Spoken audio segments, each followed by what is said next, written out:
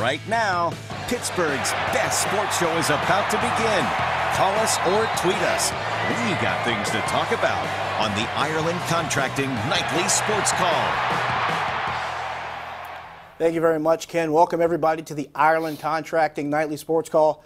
I'm Josh Taylor, in tonight for Rich Walsh. Kind of a cold one. Joining me in studio, two guys trying to stay warm. Joining me from the Pittsburgh Post-Gazette and also 93.7 The Fan, Paul Zeise. Paul, we'll start some NFL talk. We'll start with the obvious stuff as we both try to sit here and keep our hands warm. So if we're rubbing our hands and blowing into them, bear with us. It's a little frigid out there. Hope you're staying warm and staying safe on the roads. But let's start with some NFL talk. We'll start with the Steelers. The big news of the day, 4 players named All-Pro.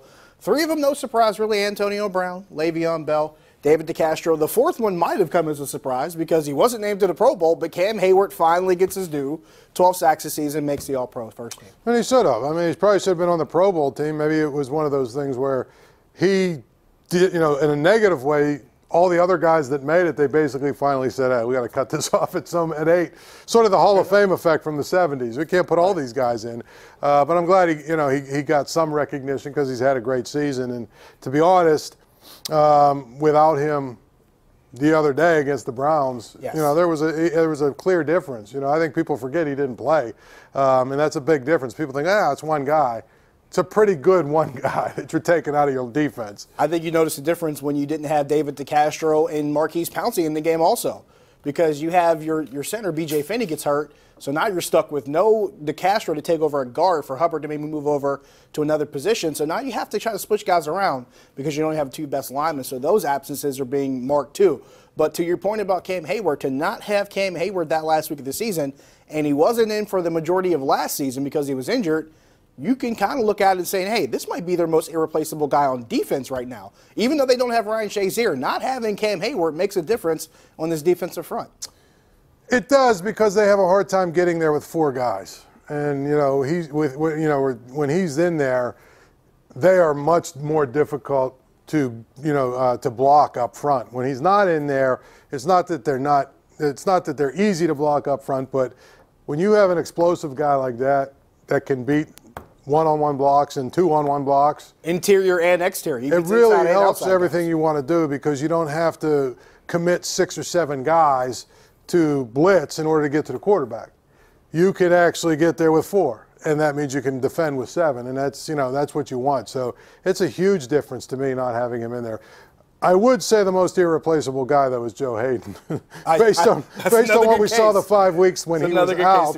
But Hayward is probably second. Now, to that point, it was one of the things I felt the best about this defense going into the playoffs. Besides having Joe Hayden, you finally have Hayward, you have Tuitt, and you have Javon Hargrave healthy. Plus, whether it's Bud Dupree or T.J. Watt, whoever's coming off the outside, you can finally put those 4 guys in and rotate a few guys in, because Tyson Alualu has shown pretty well in limited duty that he can play well. L.T. Walton's actually shown that he can play in limited duty. So you have guys that you can rotate in, along with Anthony Chickillo, Arthur Moats. You can rotate guys in and get some production, at least hold the line with those guys up front.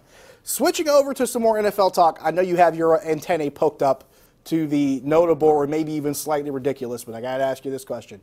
John Gruden, reportedly from ESPN, 10 years, $100 million from the Raiders. Go. I mean, again, I think John Gruden was an okay coach. I mean, maybe even a good coach. But his record is like 10 games over 500. He has, if you take away his Super Bowl run, there's not really a lot to get. I mean, if you take away his Super Bowl run, he's basically, Marty Schottenheimer, only not nearly as good. And so, to me, I understand why the Raiders wanted to make a hire and wanted to, they're going to Vegas and stuff. But this guy, his legend grew every single year he was out of, that's why Bill Cowher should come back. He should probably come back and, hey, if he can get $10 million, I should get 13. And if you're Bill Belichick or Mike Tomlin, you got to be saying, I'm going to the office and saying, listen, they just gave this guy $10 million. Pete Carroll? I mean, if seriously, there are actually some reports, that silly thing about the Patriots, maybe they're going to break up or whatever. Right. There was actually some reports out of the New York Daily News that Bill Belichick actually has his eye on the Giants job. My thing is, if I'm Bill Belichick and I get out of my contract with the Patriots and I'm a free agent and the Giants want me, I'm asking him for $20 million.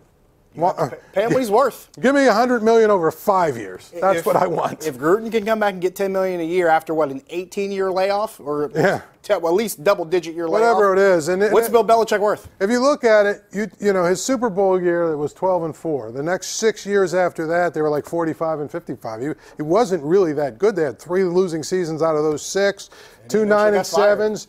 They were 0-2 in the playoffs after that Super Bowl thing. I mean, again, I think he's an above-average coach, but $10 million a year for him for 10 years. That's the other thing. The other thing about Bill Belichick that would be very interesting, if he goes to the Giants, Jimmy Garoppolo is a free agent. True story. Just something to think about. We will take a break here. Well, maybe we'll get back into that. We'll take your phone calls, 412-575-2600 on the Borders and Borders hotline. Stick around.